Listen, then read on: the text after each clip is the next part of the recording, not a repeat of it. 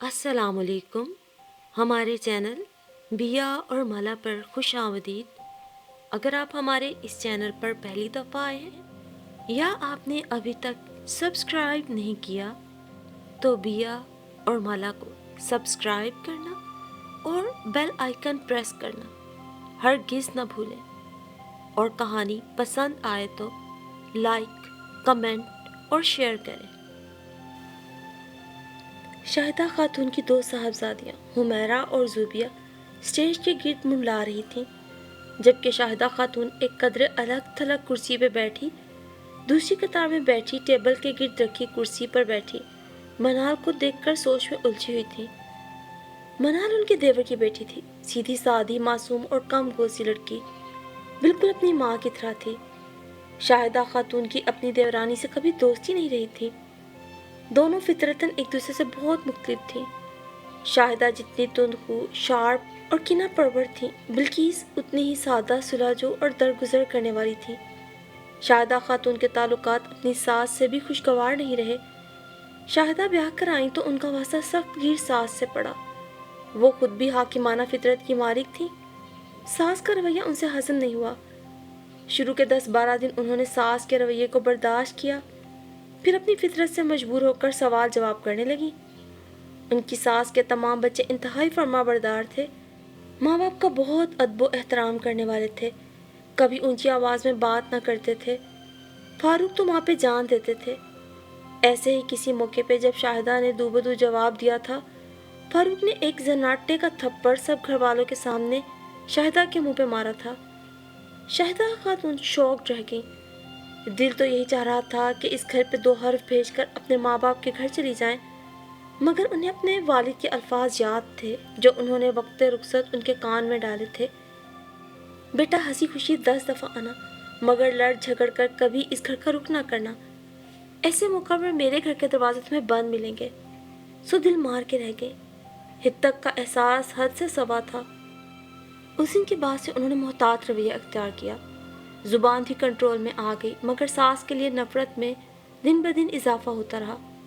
और आज 28 साल गुजर जाने के बाद भी उस थप्पड़ की जलन उन्हें अपने रुखसार पर महसूस होती थी। वो तो कुदरत ने शाहिदा खातून का साथ दिया कि 1.5 साल बाद ही अब्दुल्ला की पैदाइश के बाद फारूक का ट्रांसफ़र लाहौर हो गया। यूं शाहिदा खातून शादी के 1.5 साल बाद ही ससुराल से दूर चली गई, मगर जो 2 साल उन्होंने ससुराल में गुजारे, उनके ख्याल में उन्होंने जहन्नुम में बसर किए थे। कितने दिनों तक उन्हें यकीन ही ना आता था कि उस कफ़स से रहाई मिल गई, मगर ये भी एक हकीकत थी कि सास का रवैया उनके दिल और दिमाग से कभी ना निकल सका। उन्होंने खुद से अहद किया था कि ये रवैया मासूद के एक दिन ज़रूर लौटाना है, और वो थप्पड़ भी जिसकी जलन आज तक ख़त्म नहीं हुई थी। वो महसूस कर चुकी थी कि उनकी देवरानी किस तबीयत की मालिक है और उसकी बच्चियाँ कैसी हैं। सबसे बड़ी बात यह है कि देवर की बेटी मनाल दादी को किस कदर अजीज थी। वो मनाल को सीने से लगा के रखती थी, उसकी ज़रा सी तकलीफ पर तड़प उठती थी। मनाल खूबसूरत भी थी और कम गो भी, और अपनी माँ की तरह कुछ डरपोक भी। 28 साल बाद जब शाहिदा खातून दोबारा कराची शिफ्ट हुई तो खूबसूरत और कमाऊ बेटों की माँ थी।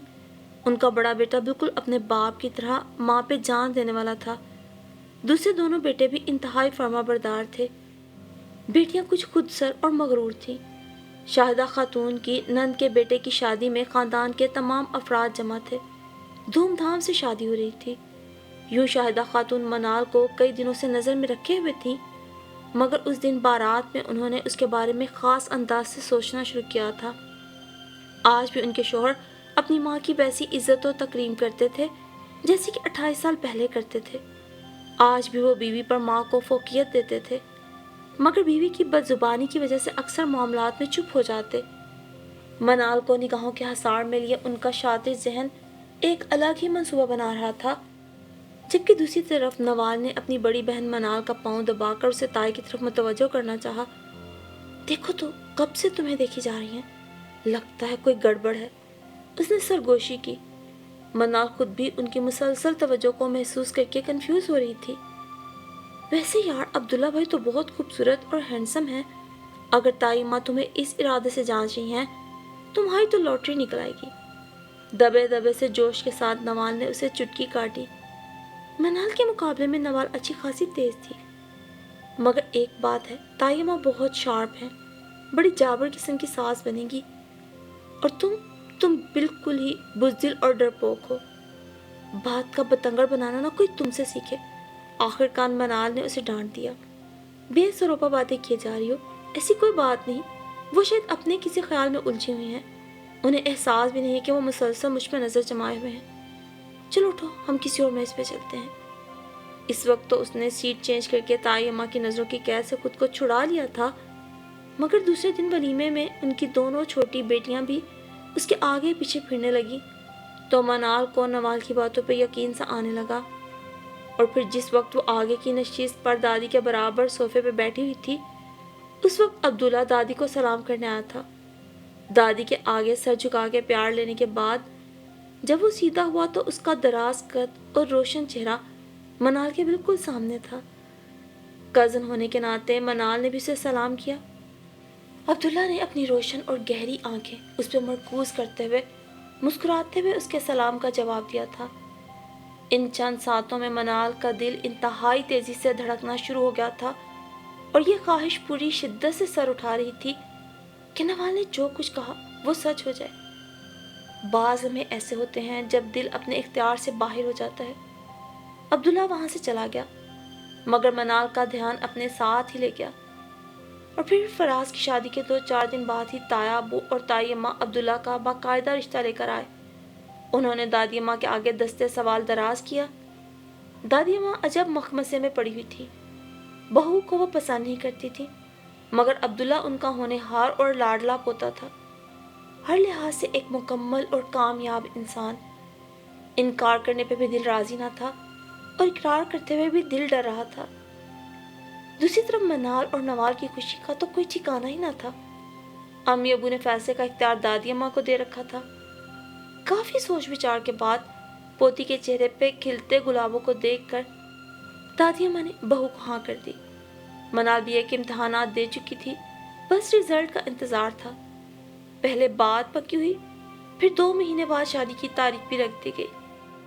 یوں منال جھٹ پٹ دلہن بن کر من چاہے پیا کے سنگ روانہ ہو گئی۔ رخصتی ہوتے کافی دیر ہو گئی تھی، پھر گھر میں بھی کئی رسمیں ادا کی گئیں۔ اسی میں 2:30 بج گئے۔ 3 بجے کے قریب اسے کمرے میں پہنچایا گیا، اور 15-20 منٹ کے بعد عبداللہ بھی آ گیا۔ گھونگھٹ اٹھا کر ماشاءاللہ کہتے ہوئے بھی اس نے رونمائی کی انگوٹھی اس کی حنائی انگلی میں پہنانا چاہا کہ دروازے پہ زوردار دستک ہوئی۔ وہ ہڑبڑا کے اٹھا اور دروازے کی طرف بڑھا۔ منال بھی بری طرح گھبرا گئی۔ پتہ چلا کہ تائی اماں کی طبیعت اچانک خراب ہو گئی ہے۔ عبداللہ کو پوری رات ماں کے سرہانے بسر کرنا پڑی۔ شاہدہ خاتون خاصی تنگ مزاج خاتون تھی۔ جب ساس زیادتی کرتی تھی تو برتنوں کو اٹھا پٹک کر کے، کھانے الٹے سیدھے پکا کر اور تیز نظروں سے ساس کو گھور گھور کر اپنے دل کی آگ ٹھنڈی کر لیا کرتی تھی۔ جبکہ منال تو انتہائی ڈرپوک اور معصوم سی لڑکی تھی۔ ساس ذرا اونچا بولتی تو اس کے حواس جاتے رہتے، رنگ پہلے سفید پڑتا پھر زرد پڑ جاتا، اور آنسو پلکوں کی باڑ پھلانگنے کو بے چین ہو جاتے۔ ہر کام کرتے ہوئے شاہدہ خاتون یہ ضرور جتاتی تھیں کہ تمہاری دادی میرے ساتھ یوں کرتی تھی۔ دادی اماں انہیں 15 دن بعد میکے جانے دیتی تھی۔ شاہدہ خاتون کی طرف سے 1 مہینے بعد میکے جانے کی اجازت تھی۔ ماں سے زیادہ دادی اماں منال کی منتظر ہوتی تھی۔ اس کا انتظار کرتے کرتے ماں اور دادی دونوں کی آنکھیں تھک جاتی، تب کہیں جا کر 2-4 گھنٹوں کے لیے آتی۔ ذمہ داریوں کے بوجھ، نیند کی کمی اور ہر وقت کی ٹینشن اور ڈرنے سے اس کی شادابی ختم ہو رہی تھی۔ شادی کے بعد نکھرنے کی بجائے وہ کملا کے رہ گئی، مگر وہ حرف شکایت زبان پہ نہیں لاتی تھی۔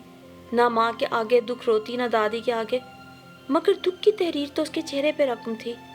ماں کی زیادتیوں پہ عبداللہ کا دل ضرور دکھتا تھا، مگر ماں کو روکنے کی اس نے کبھی کوشش نہیں کی۔ منال کی دل جوئی کی کوشش ضرور کرتا تھا، مگر اس کے لیے بھی اس کے پاس وقت کم ہوتا تھا۔ گھر آنے کے بعد 2-2.5 گھنٹے ماں کے ساتھ ضرور گزارتا۔ اس دوران منال رات کے کھانے کی تیاری کے لیے کچن میں چلی جاتی۔ رات 9 بجے تک کھانا کھایا جاتا، پھر برتن دھوتے، کچن سمیٹتے 11 بج جاتے۔ گھر کے باقی افراد اس وقت لاؤنج میں ٹی وی نشریات سے لطف اندوز ہو رہے ہوتے تھے۔ 11 بجے کے بعد عشاء کی نماز پڑھ کے وہ بستر پہ لیٹتی تو عبداللہ کا انتظار کرتے کرتے اسے نیند آ جاتی۔ 12 ساڑھے 12 بجے تک جب عبداللہ کمرے میں آتا تو وہ گہری نیند میں ہوتی۔ اس کی تھکن کا احساس کرتے ہوئے وہ اسے نہیں اٹھاتا تھا، اور پھر صبح ہوتے ہی روٹین کی ذمہ داریاں ہوتی۔ اس کی دونوں نندیں یا تو آرام کرتی رہتی یا پھر الٹے سیدھے رسائل پڑھ کے اپنا ٹائم پاس کرتی۔ صبح تو دونوں ویسے بھی کالج چل جاتی تھی، اور کالج سے آتی تو کسی کام کو ہاتھ نہ لگاتی۔ ہاں، موبائل ان کے ہاتھ سے کبھی نہ چھٹتا تھا۔ پتہ نہیں منال سے پہلے گھر کا انتظام کیسے چل رہا تھا۔ گھر کی ذمہ داری اس پہ ڈال کر بھی شاہدہ خاتون کو سکون آتا تھا۔ ہر کام میں 100 کیڑے نکالتی۔ اٹھنے بیٹھنے، سونے جاگنے، کھانے پینے، ہر ایک چیز پہ اعتراض کیا جاتا۔ وہ منہ بند کیے ان کی لن ترانیاں سنتی رہتی۔ پھر اسے گھنی میسنی کا خطاب مل گیا۔ شاہدہ خاتون کو تمنا تھی وہ روتی پیٹی دادی کے پاس جائے، اسے ناخوش اور ہراساں دیکھ کے دادی کا کلیجہ چھلنی ہو جائے اور ان کے دل میں ٹھنڈک پڑ جائے، مگر ابھی تک تو ایسا نہیں ہوا تھا۔ منال حتی الامکان اپنی پریشانیاں دادی سے چھپاتی اور میکے جاتے ہی سب ٹھیک ہے کا اشتہار بن کر جاتی۔ پھر اس کے یہاں تیمور کی پیدائش کے بعد بھی شاہدہ خاتون کے رویے میں کوئی تبدیلی واقع نہ ہوئی۔ منال پر ذمہ داریوں کا بوجھ بڑھ گیا، بچے کو سنبھالنا، گھر کے تمام کام انجام دینا۔ وہ دن بدن چڑچڑی ہوتی جا رہی تھی۔ ساس کو تو کچھ نہیں کہہ سکتی تھی، مگر عبداللہ سے کبھی کبھار الجھ جاتی اور پھر اس کی دلجوئی سے بھی مان جاتی۔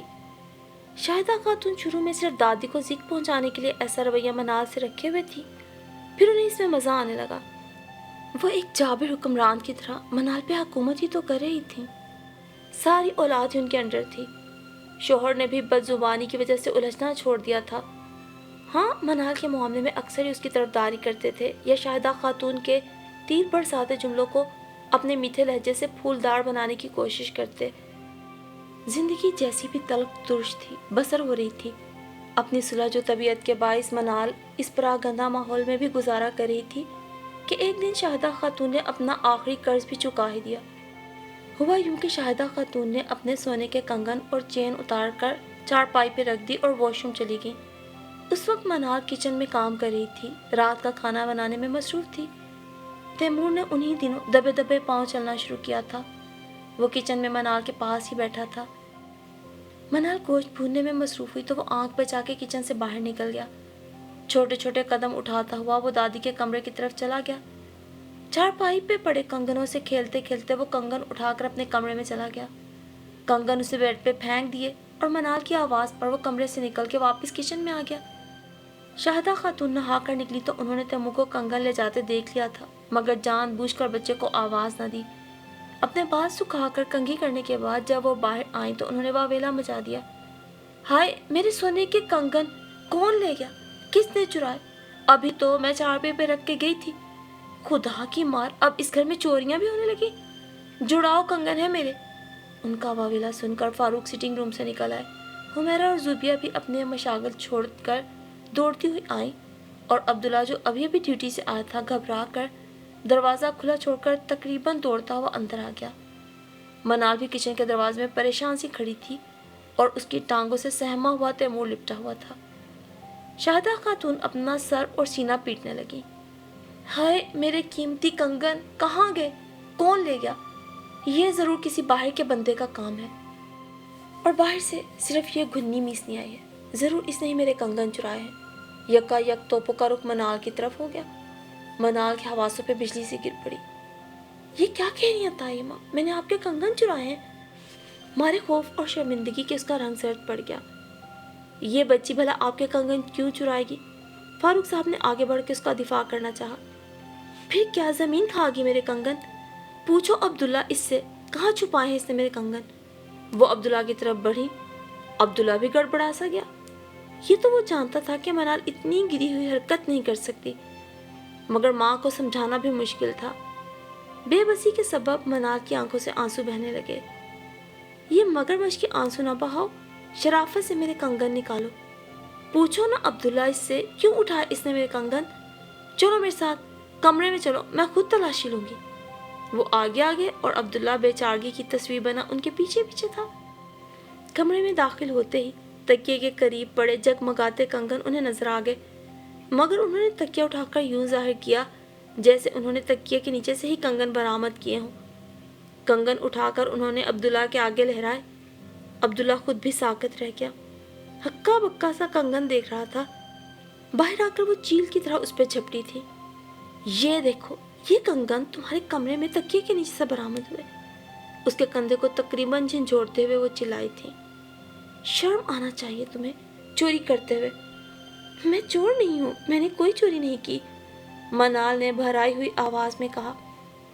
پھر یہ جنات تمہارے تکیے کے نیچے رکھ گئے تھے، تم نہیں چرائے تھے میرے کنگن، پتہ نہیں کب سے نیت خراب تھی۔ میں چور نہیں ہوں، جھوٹ بول رہی ہیں آپ نے خود کنگن وہاں رکھے ہوں گے، شرم آنی چاہیے مجھ پر ایسا ہیچ الزام لگاتے ہوئے۔ برداشت کی بھی ایک حد ہوتی ہے، وہ کہاں تک برداشت کرتی، آخر پھٹ پڑی۔ شاہدہ خاتون منتظر ہی رہیں کہ اس زبان درازی پہ عبداللہ بیوی کے منہ پہ تھپڑ مارے۔ جب انہوں نے دیکھا کہ عبداللہ خاموش تماشائی بنا ہوا ہے تو انہوں نے خود اس کے منہ پہ تھپڑ دے مارا۔ جھوٹی تم ہو، چورنی کہیں کی، شرم نہیں آتی کہ ایک تو چوری کرتی ہو پھر منہ زوری بھی دکھاتی ہو۔ سوئے اتفاق کے اسی وقت دروازہ کھلا ہونے کے سبب دادی اماں، امی اور بابا جان بھی اندر آ گئے۔ انہوں نے بیل دی تھی مگر ہنگامے کے باعث بیل پر کسی نے توجہ نہ دی۔ گھر سے بلند ہوتی آوازوں کی وجہ سے وہ پریشان ہو کے خود ہی اندر چلے آئے۔ انہیں دیکھ کر ایک لمحے کے لیے تو شاہدہ خاتون کا رنگ اڑ گیا، مگر دوسرے ہی لمحے انہوں نے دوبارہ چلاتے ہوئے منال کے منہ پہ دوسرا تھپڑ پوری قوت سے مار دیا۔ سنبھالو اپنی اولاد کو اصغر، کیسی تربیت کی ہے اس کی، ایک تو چوریاں کرتی ہے پھر زبان درازیاں بھی۔ یہ دوسرا تھپڑ منال کے لیے اتنا غیر متوقع تھا کہ وہ سنبھل ہی نہ سکی اور دادی کے قدموں کے پاس جا گری۔ دادی اماں، میں چور نہیں ہوں، میں نے چوری نہیں کی، آپ تو جانتی ہیں دادی اماں، میں تو بغیر پوچھے کبھی کسی کا ایک پیسہ بھی نہیں اٹھاتی، میں چور نہیں ہوں۔ تائی اماں جھوٹ بول رہی ہوں، میں چور نہیں ہوں۔ منال ضبط کھو بیٹھی۔ دادی کی ٹانگوں سے لپٹ کر اس نے بلک بلک کے رونا شروع کیا تو ماں باپ کے ساتھ دادی کا دل بھی تڑپ گیا۔ جھک کر اسے اٹھا کے سینے سے لگاتے ہوئے دادی کے آنسو آنکھوں کے گوشوں سے بہہ نکلے۔ پھولوں جیسی بچی کے ساتھ یہ برتاؤ، ان کا بس نہ چلتا تھا کہ شاہدہ کو اپنے پاؤں تلے کچل دیں۔ عبداللہ اور فاروق شرمندہ سے سر جھکائے کھڑے تھے۔ تیمور بھی گلا پھاڑ پھاڑ کے رو رہا تھا۔ حمیرہ اور زوبیہ عجیب سے احساسات سے دو چار تھیں اور شاہدہ خاتون وہ کسی فاتح کی طرح تن کے کھڑی تھی۔ آج انہوں نے برسوں پرانے تھپڑ کا بدلہ چکا دیا تھا۔ ان کے رخسار کی جلن ختم ہو گئی تھی، ان کے کلیجے میں ٹھنڈک پڑ گئی تھی۔ بھلا ایسے بے قدرے لوگوں میں رہنے کے قابل تھی منال؟ اتنی ظالم عورت اور پھر اپنے کیے پہ شرمندہ ہونے کی بجائے تن کے کھڑی تھی۔ وہیں کھڑے کھڑے دادی نے فیصلہ کیا اور فاروق اور عبداللہ پہ ایک ملامت بھری نظر ڈال کر منال اور تیمور کو اپنے ساتھ لے کر اس گھر سے آ گئیں۔ جب تک شاہدہ اپنے رویے کی معافی نہیں مانگے گی منال اس گھر میں نہیں جائے گی۔ دادی کا انداز دو ٹوک تھا۔ شاہدہ خاتون کے سر سے تو ایک بوجھ ٹلا، وہ آسودہ حال ہو گئی۔ میرے بیٹے کے لیے لڑکیوں کی کمی نہیں، میں عبداللہ کی دوسری شادی کراؤں گی، مگر منال کو اس گھر میں نہیں لاؤں گی، بڑی صفاقی کے ساتھ انہوں نے سوچا۔ پھر بہت سارے بے قید دن گزر گئے، دونوں طرف خاموشی تھی۔ فاروق ایک طرف بیوی کو سمجھاتے، دوسری طرف منال کی منت سماجت کرتے۔ تیمور کو کبھی کبھی گھر لے جاتے۔ اس نے اپنی توتلی زبان میں دادا اور پاپا کو بتانے کی کوشش کی تھی کہ دادی کے کنگن تو میں کمرے میں لے کے گیا تھا۔ جس وقت جھگڑا ہو رہا تھا بچہ اتنا ہراسا تھا کہ کچھ بول ہی نہ سکا۔ شاہدہ خاتون کا کہنا تھا کہ منال جیسے گئی ہے ویسے خود ہی واپس آئے گی، جبکہ دادی ماں کہتی تھیں کہ عبداللہ اور شاہدہ اسے لینے آئے، اس عہد کے ساتھ کہ آئندہ اس کے ساتھ کوئی ناروا سلوک نہ کیا جائے گا۔ شاہدہ خاتون کو کیا ضرورت پڑی تھی یہ سب کرنے کی؟ وہ تو ساس کو تڑپا کے خوش ہو گئی تھی۔ ایسے ہی گزرتے دنوں میں حج کا مبارک مہینہ آ گیا۔ شاہدہ خاتون، عبداللہ اور فاروق صاحب نے حج کے لیے درخواست دی تھی۔ خوش قسمتی سے قرآن اندازی میں ان کا نام بھی آ گیا اور وہ تینوں حج کی سعادت حاصل کرنے کے لیے عازم سفر ہوئے۔ شاہدہ خاتون کا دل اتنا پتھر ہو چکا تھا کہ وہ اپنے سسرال ضرور گئیں مگر نہ تو منال سے ملی نہ ہی پوتے کے سر پہ ہاتھ رکھا۔ یوں وہ منال کو دکھ کے صحرا میں بھٹکنے کے لیے چھوڑ آئیں۔ پھر مناسک کے حج ادا کرتے ہوئے انہوں نے ایک بات نہایت شدت کے ساتھ محسوس کی کہ جب لوگ اپنی مغفرت کے لیے پھوٹ پھوٹ کے رو رہے ہوتے تھے ان کی آنکھیں اور دل کسی صحرا کی طرح خالی اور خشک ہوتا تھا۔ ہزار کوشش کے باوجود نہ ان کے دل میں گداز پیدا ہوتا، نہ ہی آنکھ سے اشک ندامت برستے۔ ایک دن، 2 دن، 3 دن، کتنے ہی دن اس کیفیت میں گزر گئے۔ اپنی اس حالت پہ وہ پریشان ہو گئی۔ خانہ کعبہ کی جانب بڑھتے ہوئے جب لوگ بے تحاشا اشک بہا رہے تھے، ان کی آنکھیں بالکل ویران تھی۔ یوں لگتا تھا گویا ان کے اندر صحرا کی ریت اڑ رہی ہو۔ آنکھیں کسی بے آب و گیاہ صحرا کی طرح خشک رہتی۔ اپنی یہ کیفیت وہ کس سے بتاتی؟ خود ہی پریشان ہوتی رہتی۔ کتنے ہی نوافل پڑھتی، نمازیں ادا کرتی، قرآن شریف کی تلاوت کرتی، مگر دل کی کیفیت بدلنے میں نہ آتی تھی۔ وہ یہ نہ جان سکی کہ اپنے حصے کے سارے آنسو، سارا گداز تو وہ اس بے گناہ اور معصوم لڑکی کو دے آئی ہیں جو بنا کسی جرم کے شوہر سے جدائی کا دکھ جھیل رہی تھی۔ رات کا پچھلا پہر تھا۔ عشاء کی نماز اور نوافل پڑھنے کے بعد وہ دونوں ماں بیٹا سونے کے لیے لیٹے۔ فاروق صاحب ابھی مسجد نبوی میں ہی تھے۔ عبداللہ تو لیٹنے کے تھوڑی دیر بعد سو گیا، لیکن شاہدہ خاتون کی آنکھوں سے نیند کوسوں دور تھی۔ ان کی خشک اور پتھر آنکھیں پوری کھلی ہوئی تھی۔ دل اور دماغ میں ایک جنگ سی چھڑی ہوئی تھی۔ یہ جنگ اپنے عروج پہ پہنچ گئی اور ان کے دل کی بے چینی حد سے سوا ہو گئی تو وہ پلنگ پہ اٹھ کے بیٹھ گئیں اور بہت غور سے قریبی پلنگ پہ سوئے عبداللہ کو دیکھنے لگی۔ اس کے چہرے پہ بھلا کا اطمینان اور سکون تھا۔ کیا یہ اتنا مطمئن اور آسودہ ہے؟ کیا اس کو اپنی بیوی اور بچہ یاد نہیں آتے؟ کیا اسے اپنی بیوی اور بچے سے محبت نہیں ہے؟ اگر ہے تو پھر کیوں یہ میری ہر جا بے جا بات مان لیتا ہے؟ 7-8 مہینے ہو گئے ہیں یہ اپنے بیوی بچے سے الگ ہے۔ اسے وہ لوگ یاد کیوں نہیں آتے؟ یہ کیوں زبردستی ان کو لے کر نہیں آتا؟ اس نے مجھے اس مقام پہ لا کھڑا کیا ہے جہاں میرے دل سے گداز جاتا رہا، اس مبارک مقام پہ جہاں لوگوں کے دل موم کی طرح پگھل رہے ہیں۔ میرا دل کسی چٹان کی طرح سخت ہو گیا ہے۔ یہ اگر احتجاج کرتا تو کیا میں اتنا ظلم کرتی؟ ان کے دماغ میں آتش فشاں سا ابلنے لگا۔ انہوں نے آگے بڑھ کر عبداللہ کو جھنجھوڑ کے نیند سے اٹھایا۔ وہ ہڑبڑا کے اٹھ بیٹھا۔ ماں کی خون رنگ آنکھیں دیکھ کے وہ گھبرا سا گیا۔ کیا ہوا امی؟ کیا تمہیں منال اور تیمور یاد نہیں آتے؟ اس کے کندھوں پہ دونوں ہاتھ مضبوطی سے جما کر اس کی آنکھوں میں آنکھیں ڈال کے سوال کیا تھا۔ بے موقع اور غیر متوقع سوال سن کر عبداللہ ہونک ہو گیا۔ کیا تمہیں اپنی بیوی اور بچے سے محبت نہیں ہے؟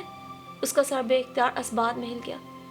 تو پھر کیوں تم اتنے دنوں ان سے جدائی سہ رہے ہو؟ انہیں واپس کیوں نہیں لاتے؟ یک بیک ان کی آواز بلند ہو گئی۔ آپ کی؟ ہاں ہاں بولو، میری وجہ سے، میرے ڈر سے؟ کیا میں نے جو یہ رویہ تمہاری بیوی کے ساتھ رکھا ہوا تھا وہ درست تھا؟ جو کچھ میں نے اس کے ساتھ کیا وہ ٹھیک تھا؟ نہیں امی، مگر وگر کچھ نہیں۔ جب میں تمہاری بیوی پہ زیادتی کر رہی تھی، ظلم ڈھا رہی تھی، تو تم چپ کیوں رہے؟ تم نے احتجاج کیوں نہیں کیا؟ خاموش تماشائی کیوں بنے رہے تم نے ظلم کیا مجھ پہ، غلط حرکتوں پہ نہ روک کر۔ تم نے میرے ساتھ زیادتی کی، تم نے میری آخرت برباد کر دی۔ تم تو مسلمان ہو، تمہارا فرض بنتا تھا نا رہنمائی کرنے کا، ظالم کو اس کے ظلم کا احساس دلانے کا۔ اور پھر عبداللہ، میں تو تمہاری ماں تھی، تم نے اپنی ماں کی آخرت سنوارنے کے لیے کچھ بھی نہ کیا، بس اپنی آخرت کی فکر میں پڑے رہے کہ ماں کی نافرمانی کر کے سزاوار نہ ہو جاؤ۔ کتنی خود غرضی دکھائی تم نے کنگال کر دیا عبداللہ مجھے۔ تم تو نائب تھے اللہ کے، تم نے کبھی میری غلطیوں کا مجھے احساس نہیں دلایا۔ شاہدہ تھک کے زمین پہ بیٹھ گئی۔ میں گناہوں کی دلدل میں ڈوبتی چلی گئی اور تم نے میرا ہاتھ نہ تھاما۔ کیسے بیٹھے ہو تم؟ میں پتھر بن گئی، میرا دل بھی پتھر بن گیا، میری آنکھیں بھی پتھر آ گئی، میرے دل سے نرمی گداز ختم ہو گیا۔ ایک مظلوم پر ظلم کر کر کے اپنے حصے کے سارے آنسو تو میں اسے دے آئی، اب میں کہاں سے خزانہ لاؤں؟ عبداللہ حیرت سے آنکھیں پھاڑ کے ان کی باتیں سن رہا تھا۔ میری ہر بے جا بات مان کر تو تم خود اپنے لیے جنت کماتے رہے ہو، اور میرے لیے میں اپنے لیے دوزخ کی آگ جمع کرتی رہی، اور تم نے میرا ہاتھ نہ تھاما، تم نے کبھی مجھے نہیں روکا۔ وہ بچی جو پھولوں میں تولنے کے قابل تھی، میں اس کو کانٹوں میں گھسیٹتی رہی، اور تم خاموشی سے دیکھتے رہے۔ بولتے بولتے ان کی آواز بھر آ گئی۔ کیسے بلاؤں اس بچی کو اتنی دور کہ اس سے معافی مانگوں؟ کیسے معافی مانگوں میں اپنے رب سے؟ میرے پاس تو اس کے درار میں بہانے کے لیے آنسو بھی نہیں ہے۔ احساس سے ندامت حد سے سوا ہو گیا۔ بیچارگی اور مجبوری نے دل کو موم کر ڈالا اور پھر پتھروں سے بھی چشمے پھوٹ نکلے۔ یوں کہ جب بھی کسی بندے کو اپنے گناہوں کا احساس ہوتا ہے، اللہ تعالیٰ فوراً اس کی طرف متوجہ ہو جاتے ہیں اور توبہ کے دروازے اس کے لیے کھول دیے جاتے ہیں۔ پتھر دل شاہدہ خاتون بیٹے کے گھٹنوں پہ سر رکھ کے بلک بلک کے رو رہی تھی، اور عبداللہ جہاں اپنے اس ناکردہ گناہ پر شرمندہ تھا، وہیں خوش بھی تھا کہ اللہ تعالیٰ نے منال کی سن لی، اور اس کی ریاضت اور خاموشی تو کام آئے ہی آئے، ساتھ اس کی ماں کی آخرت بھی سنور گئی کہ اسے دنیا میں اپنے گناہوں کا احساس ہو گیا، اور اس نے سچے دل سے اللہ سے تو معافی مانگ ہی لی تھی۔ عازم حج ادا کرنے کے بعد اللہ کے بندوں سے بھی پاؤں میں گر کے رو رو کے معافی مانگنے کا ارادہ کر چکی تھی۔ عید کے تیسرے دن صبح فجر کے بعد وہ اپنے ملک واپس آئی تھی اور ایئرپورٹ سے گاڑی سیدھی منال کے گھر گئی تھی، اور پھر شاہدہ خاتون وہ روئیں، وہ گڑ گڑائیں کہ ہر آنکھ اشک بار ہو گئی۔ ایک ایک کے قدموں میں گر کے انہوں نے پورے خلوص دل سے معافی مانگی تھی، اور پھر خلوص دل سے معافی مانگنے والے کو کون معاف نہیں کرتا؟ وہ تو یوں بھی منال کی بڑی تھی، اور یوں فریضہ حج ادا کرنے کے بعد عید کا یہ تیسرا دن در حقیقت شاہدہ خاتون کی زندگی کا وہ پہلا دن تھا جب انہوں نے اشرف المخلوقات ہونے کا ثبوت دیا تھا۔ اور اگر ہر گھر کے بڑے اپنی غلطیوں کا ادراک کر لیں اور اپنا قبلہ خود درست کر لیں تو کیسے دنیا جنت نہ بنے؟ دل کی سختی سے بڑی بیماری اور کوئی بھی نہیں۔ سچ ہے کہ بعض دل پتھروں سے بھی سخت ہوتے ہیں، اس لیے دنیا کی چھوٹی چھوٹی باتوں پر لوگوں کے لیے اپنے دلوں کو انتقام کی آگ میں جلتے ہوئے سخت ہو جانے سے بچائیں۔ یہ نہ ہو کہ دل سخت ہوتے ہوتے پتھروں سے بھی سخت ہو جائے۔